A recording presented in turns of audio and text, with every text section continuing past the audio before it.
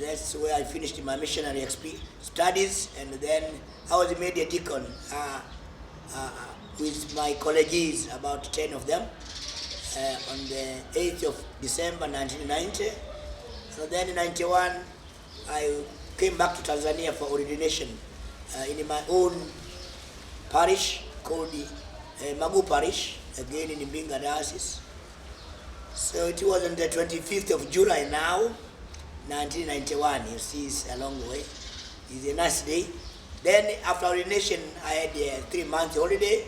It was a nice day to remember with my family, friends at home, nice dancing, and very motivating day.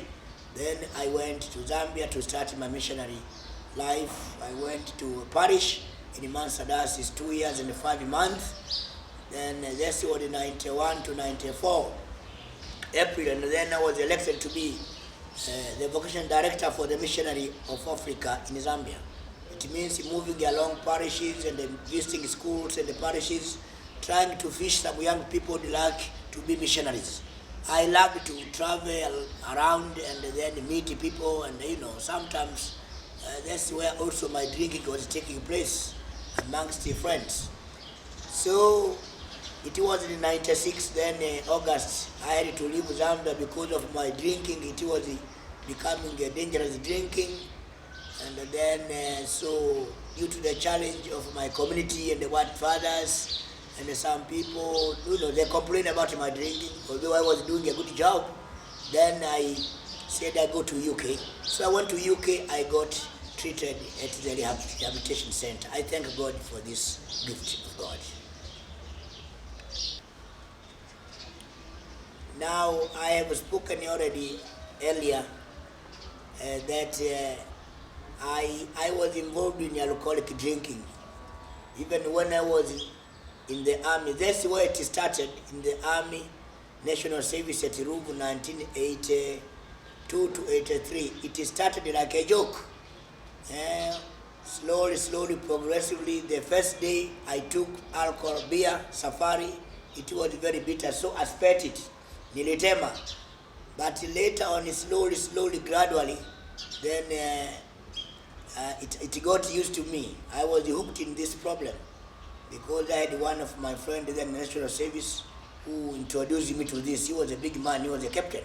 So it was easy to go to drink at the officer's mess, and I was working at the headquarters office. So I had the privilege to go to the officer's mess with this, my friend, and we were given some work to be done at the office. So at night we used to go there to eat, and therefore to drink, of course, at the officer's mess.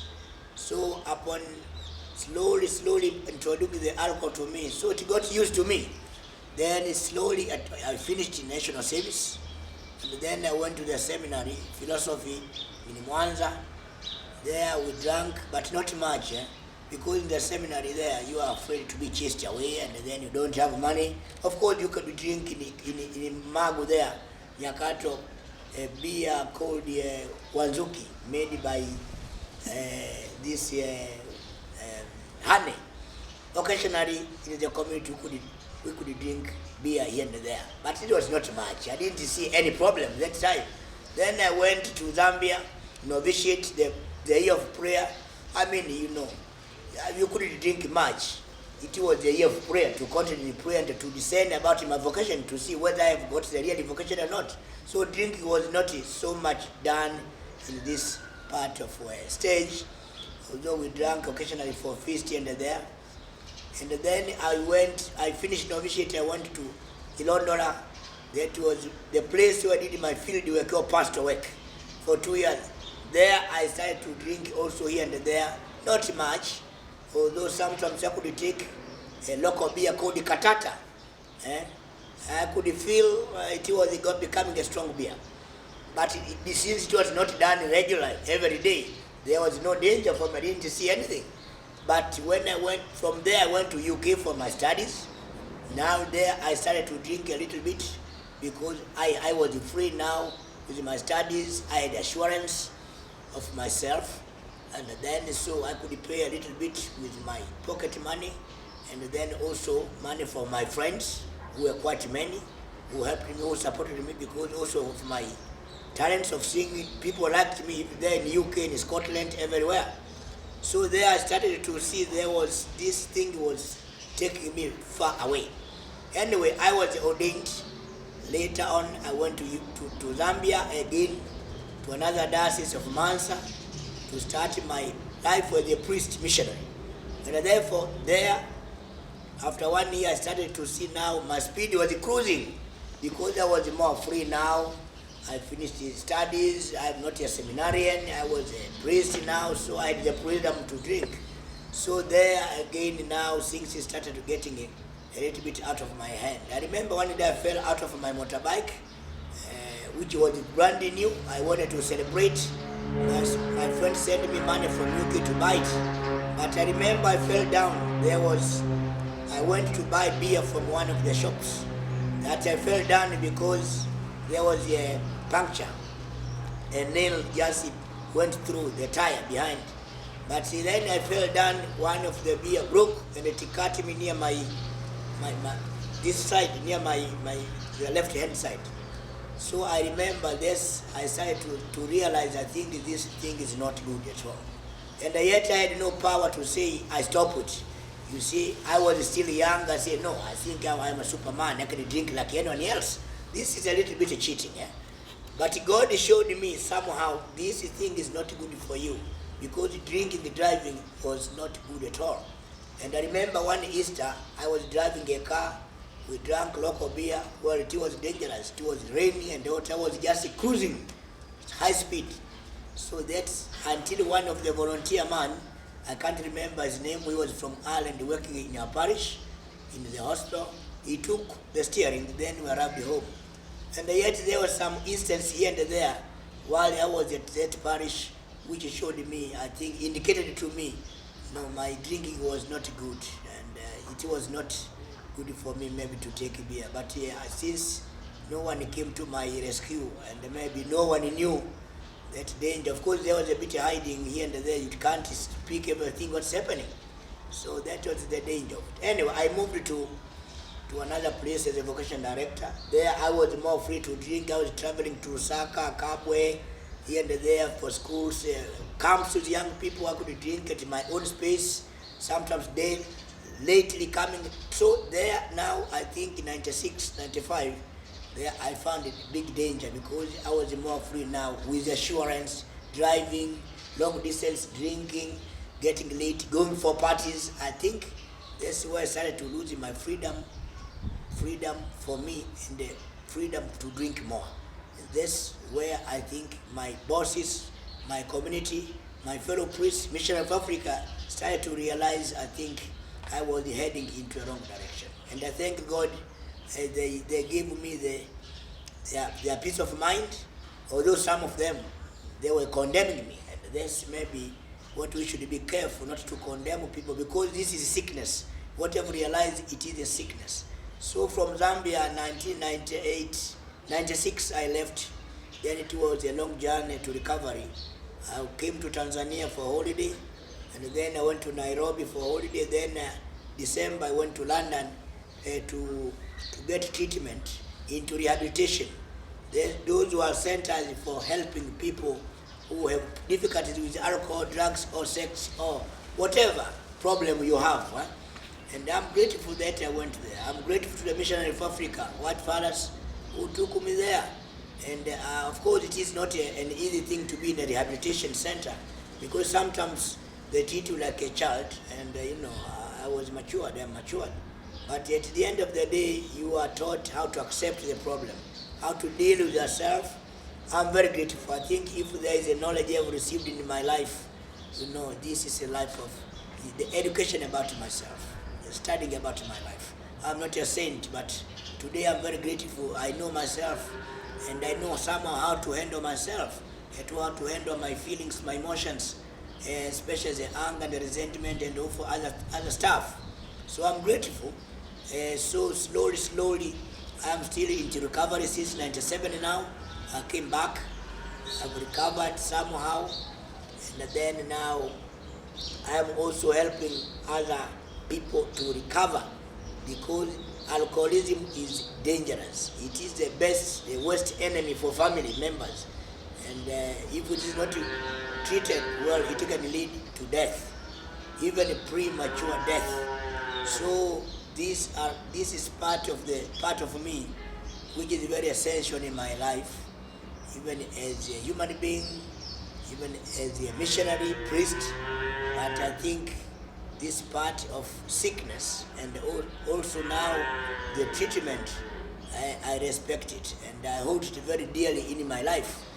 And from there now I realize how God saved me. And therefore I can also give this help to many family members, even religious who are suffering from alcohol.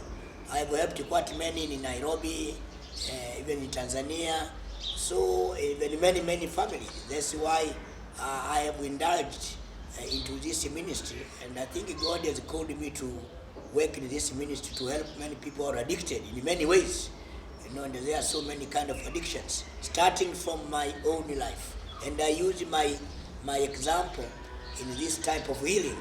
So it is very important for me to hold this ministry. So this is what I can say into this area about alcoholism, which I say behind alcohol there is a silent killer, and you must be careful. Therefore, say no to addiction and then start living new, afresh. Now, the most interesting question for me is, maybe even for you, why do you drink so much alcoholically until you get fed up, you vomit, and you become sick? This is the most interesting thing. I think according to my experience and the experience of other people, and what I've studied for many 17 years about alcohol, there are some reasons why people drink so much. First of all, we face many problems in life, even in family, even as a priest, as a minister, as a businessman, you face problems. But now when you face problems, how do you solve the problem? How do you face this problem? So for many people, the best way is to go drinking. You say, nimechoka, I'm so tired, give me one beer, this is a big problem for me, this wife is a problem, this child, this work, give me something to drink. So now there you start to create alcohol as a problem solver for your problems. And therefore every day you are tired, you have a problem, you will start to use alcohol. Some people, you use alcohol like a solution to anything. When you are happy, you drink. When you are sad, you drink. When you are promoted, you drink. When you are worried, you drink. So some people, they say you take alcohol like mwarobaini. Mwarobaini is a kind of tree which gives medicine to treat 40 kind of disease. So now, are you one of those people? So be careful into this. Is this the right way to solve problem? Some people, students, to deal with academic pressure. Many students, they think if they drink, they can study long hours until morning. But that's not true, because alcohol makes you very tired, and also you get drunk, intoxicated, and then it finishes all your energy. So it's not true. And also another issue, another problem with socializing. You say, I want to socialize with your friends, people meet. And some people, they go to the extent of cheating. They say, we are doing business, planning for development in a bar. In a bar, you don't plan for development, only for distraction about your money, your time, respect, and your life. So that's not true. So another reason why people drink, to run away from problems at home. If you are maybe married, you are quarreling with your wife, you don't live in peace, so the best way to stay at the bar until late. You come back, you sleep. Your wife, if he starts asking you, say, nimechoka, I'm tired, get out. We are sleeping now. So tomorrow you run away in the morning very early. You come back very late. So you are running away from solving your problems. And you are postponing problems. At the end of the day, it will be a huge problem. No wonder some people commit suicide. And also laziness. Laziness makes people to drink so much. People have no program. You wake up without any program. You can be even a priest. You wake up mass after mass, so what? No program to give a workshop, to go to visit sick people, seminar with young people, I don't know where, for retreat or what. You are just there. Even as a family man, you can just wake up, going around without any program. So you need to have a program in life. So, and another drinking is show off. Some people, they drink because to show off they have money. I have money, so I have a car to show off and all kind of things. So this is also very, very dangerous. So there there are reasons why many people drink, and therefore it is good for you to ask yourself, why do you drink so much? For you now, we can explore about other people. What about you? Why do you drink so much? No, for me, I think I drank so much because I want to socialize with people, but then I didn't create boundaries in life to say, so far, how many can I drink with taking into account my responsibility? What time do I spend in a bar? So these are questions which one needs to ask when you indulge into drinking. Otherwise, alcohol can take you anywhere at any time, and then you can just simply forget about yourself. Yeah, some people they say that you are alcoholic only when you can finish a crate or 10 or 20. No, it depends also with your tolerance of taking alcohol, and also it is alcoholism as it is a sickness, disease. In the nature of an allergy, you can be allergic with a very small amount of alcohol. So don't cheat yourself. Some people can drink a lot of alcohol, beer, but they are not sick.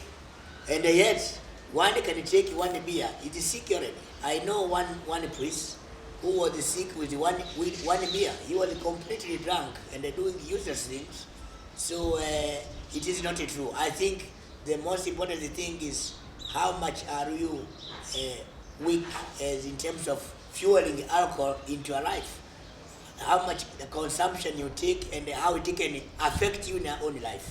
So we have to be very careful when we have to make statements like that. We have done reasons, or even it's a science of alcoholism. Now, you say also it's good, no one can tell you are an alcoholic. Even when you go to only a doctor, medical doctor can tell you, I diagnose you have got AIDS, you have got, I don't know, syphilis, you have got BP, you have got, after diagnosing you, he can tell you. He has got the moral understanding, the moral duty to tell you. But alcoholism, as addictions, no one can tell you. You tell yourself. What they tell you, they give you a kit of inspection. You inspect yourself, you come to terms with yourself. You say, I am an alcoholic. After knowing the signs of alcoholism, I am a thief. After knowing who you are a thief with.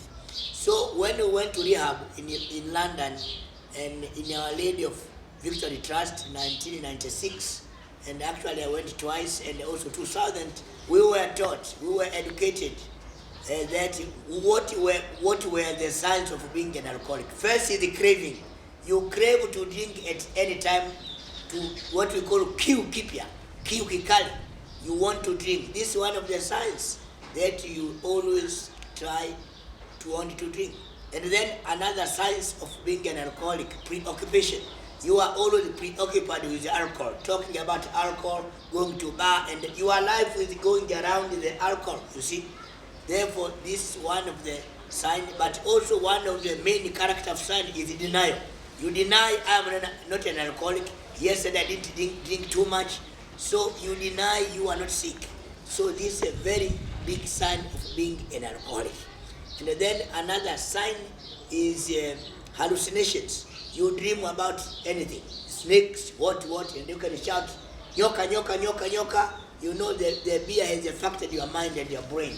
You should start to dream all kind of things. So this is also a sign to lose appetite, eating. Normally alcoholics, they drink so much, they eat less. They just want mishikaki and there, kulambalamba here and there. Their health is not very good. So this is one of the issues. And also loss of memory. Many alcoholics, their memory starts to go slow because of too much fueling alcohol into the veins. Therefore, one can go to a bar with a car, but he takes a taxi going home. He has forgotten whether he came with a car or not. So these are kind of things. Blackout. You can drive, then you find yourself on a blackout, you have got an accident. You don't know where you are. So these are signs of being an alcoholic. Very, very important signs to know. Anger and resentment. Many alcoholics are resenting, are angry over issues sometimes very small. Even explosive anger. I had that explosive anger and resentment. Thank God, they could help me. Oh, you have this. So you must learn the science of being an alcoholic. So very, very important. Otherwise, you are going to cheat yourself that you are okay, but you are not okay. So it's important to learn science of being an alcoholic.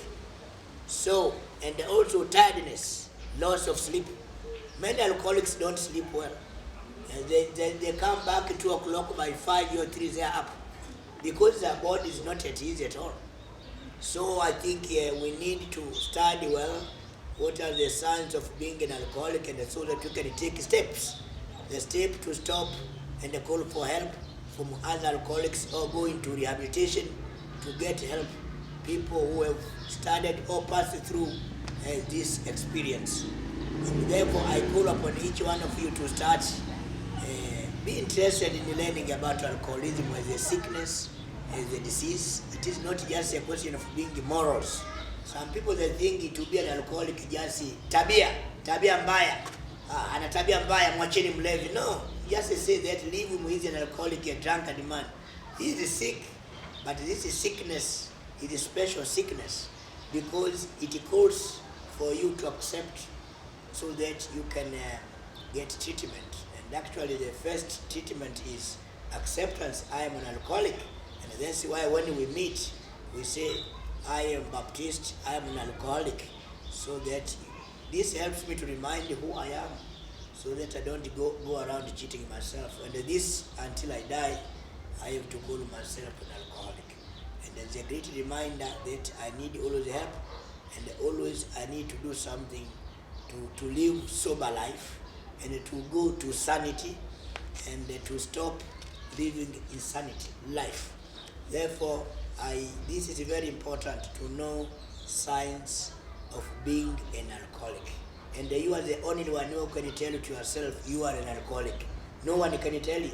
If I tell you, you will say, now bloody monkey, get out.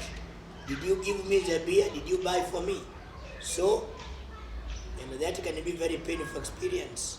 That's why many people, when they are taken into rehabilitation by force, they refuse.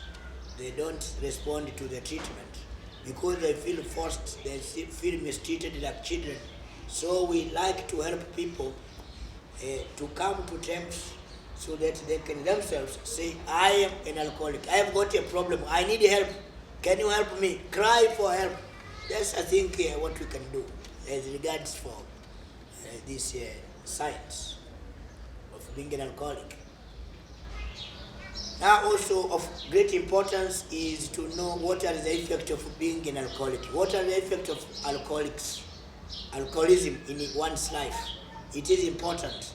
Many people don't like to know it, but I think I have got a duty also to help to educate the society so that many people they can refrain from alcoholism, from drinking too much consumption, from taking too much beer, which becomes at the end a poison in your life. Now, we go around to give women workshops, and some people get a shock because I need to be honest. I cannot start lying unless I will be an advocate of death, but I am advocate of life. So one of the main effects of being an alcoholic is really to make you dysfunctional. You don't function well as a human being because you are all the time drunk and you have no direction with your life. So if you are a father or a mother of a family, you can know that your family is completely finished. And also another thing, which another effect of being an alcoholic is, misuse of finance, money. I don't know how much I used. Drinking, especially in Zambia there. And therefore you use money without knowing, without accounting for it. You can even use money which is not yours. But you cheat yourself, tomorrow I'll get another money. Kesho nitapata. But no. An alcoholic lives also in wishful thinking. Always he thinks everything is possible. It's not possible. We have to be realistic. So also bring poverty to your family. You spend all the money drinking, but children cannot go to school, poor food, poor health services, all kind of things. So you bring really poverty into your own family. And also another thing, quarrels in marriage. Many people are divorced because of drinking. Many people are divorced because of drinking. You find one partner is taking too much beer, and at the end no time for his wife or husband. So divorces. And some people, they can indulge into infidelity, going out with other partners. So this also breaks marriage. Another issue is your own health. You can incur sicknesses like liver cirrhosis, problem, or even diabetes. You can get pressure. You can get heart attack. Many people are dying every year because of alcohol, causing heart problem, but also AIDS. Some people, they can, after drinking, being drunk, they indulge into careless sex. They don't know with whom they are having sex. So you have many partners, unsafe sex. You can contract sexual transmitted disease, even AIDS. And once you get those, you destroy your health. Yeah? So, and also one of the effects of being an alcoholic is actually you become a pagan. Many Christians or religious people, they can't go to practice their religion. On a Sunday, you just continue sleeping because you are drunk, you are tired, and no one can force you to go to the church or to the mosque. Therefore, you become a pagan. And what kind of example you give to your children, your wife? And therefore, this is a dangerous thing, We should crave for God, not to crave for drinking all the time. So this is one of the effects which is funny. But people also lose their job. You drink, you are a manager, you are don't know who, you are sacked. They warn you, you don't listen. You continue drinking, they will sack you because you are just bringing a loss to the company or whatever. So these are some of the effects which are very deep in someone's life. But also, people don't respect you. They say, this is Mlevi, he's a drunkard man. Even in a meeting, you show your finger. No, stop this man, he's a drunkard man, he can't say anything. So you see, in the society, your name was squashed, is finished. And also, one of the main effect is actually death. Yeah? Drinking and driving. You drink and you drive, you can't make a proper judgment in the road, you cause the accident, either you die or you can kill other people. So you see in final analysis, it is a death, even a premature death, really. You can also be crazy, you get mental. All these mental people are not just because they are mental, but alcohol, the drugs, which goes along, I think is part of the effect of people being mental disturbed. So you can see that alcohol is not good. If you can drink like a gentleman, no effect, your family is going well, your priesthood is going well, your ministry as a minister is going well, as MP, as what, I don't know, it's okay. But if you find alcohol starts to interfere with the people, ask for help. Come to some of us. We are not hiding at all. That's why I decided not to be anonymous as such, to hide. I am open so that people can come, and we have helped many people. Don't feel shy. If you feel shy, you will die with your problem. So this is also very important.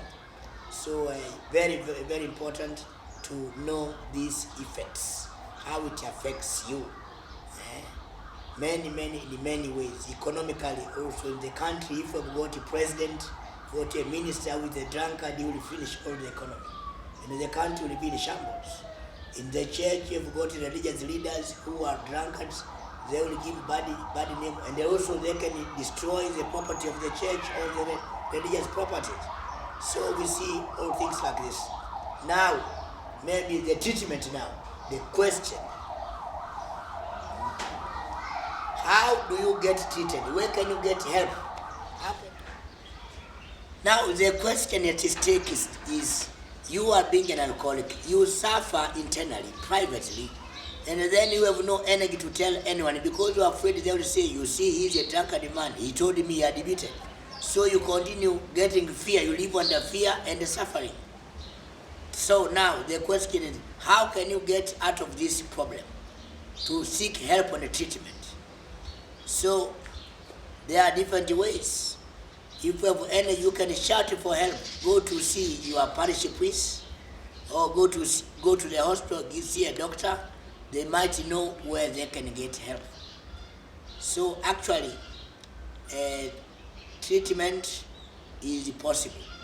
And I will say alcoholism is a sickness which kills, but it is treatable. You can treat it. Look, I'm still alive, 17 years. Since 96 I stopped. Now almost 17 years. How is it that I can stop? I can live my life happily without drinking? What's the secret behind? And maybe I look younger. Today is my birthday. I am 54 years now. This is amazing, and I'm very grateful to God for what He has done to me and all the people who came to help me, who counseled me in London, in Mwanza, in Nairobi, in Dar es Salaam. So I'm grateful. But what's the secret? The first thing for treatment is to accept your problem.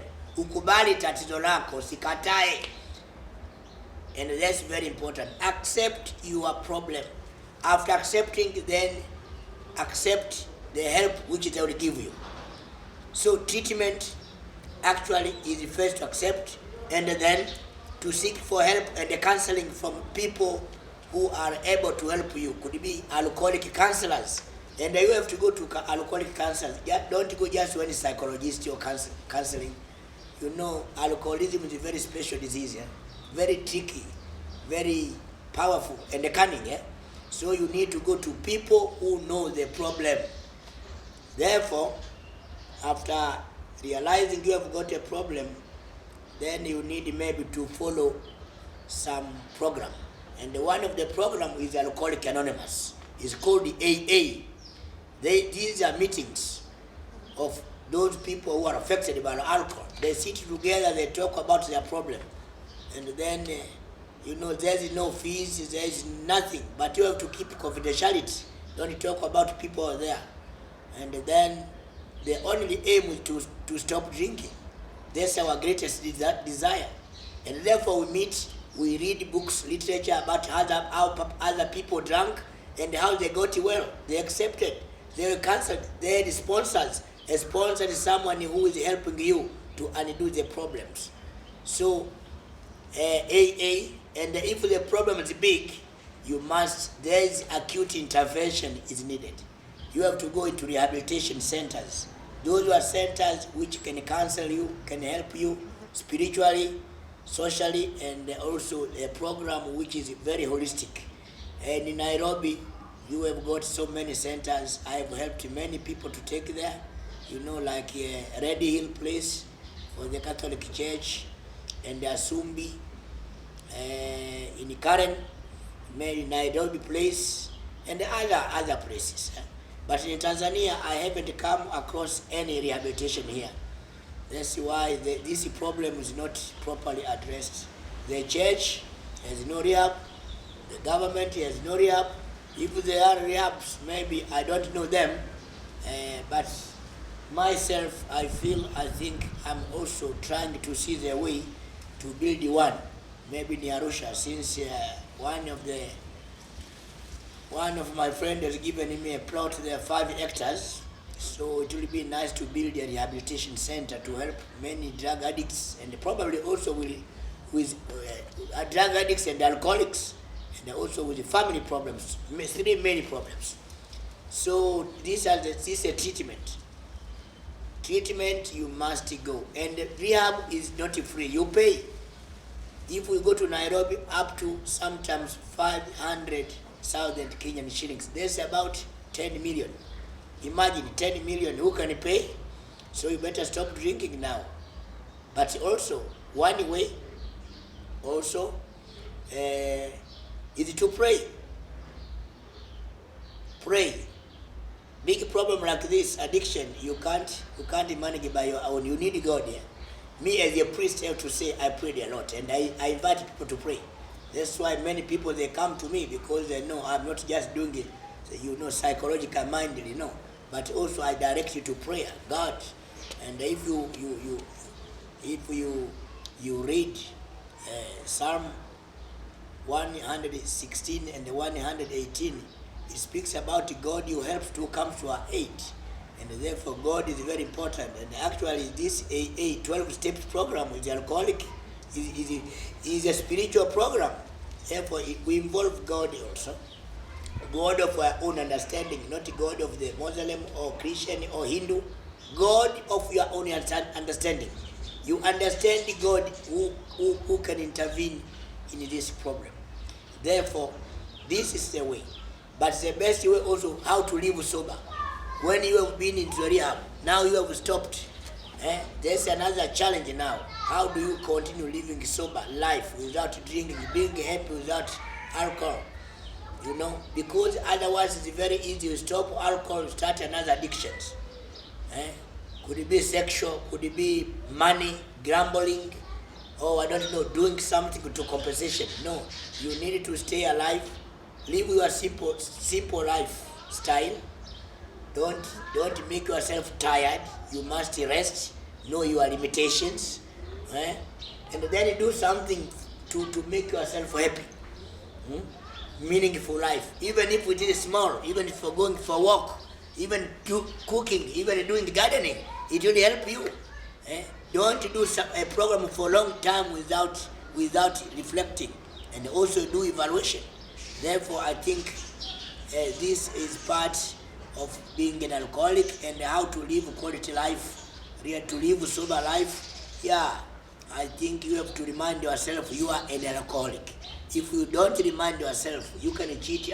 What you call thinking. I am sober 20 years, now can I take one? But we say one is too many, and 100 is not enough. It means if you start one beer, you must continue. And where will you stop? No one knows. Maybe you can reach to 2,000 beers. Therefore, one is not enough, and 100 is not enough. This is a philosophy of alcoholics. It means don't start drinking. Avoid the first glass of alcohol, because if you have the first one, you have the second until 100, you go back to the same mess, and it can be even worse. So we encourage people, and when you have a problem, a craving of drinking, or you go into a bar, you find yourself caught up, phone your friend. Also be in touch with alcoholics. Have their telephone number, visit them, when they meet them, talk, and be open about your problem. Don't hide. The more you hide, the more you are in danger of going back also to drinking. And therefore, it is the most interesting, by the way, program I have ever lived.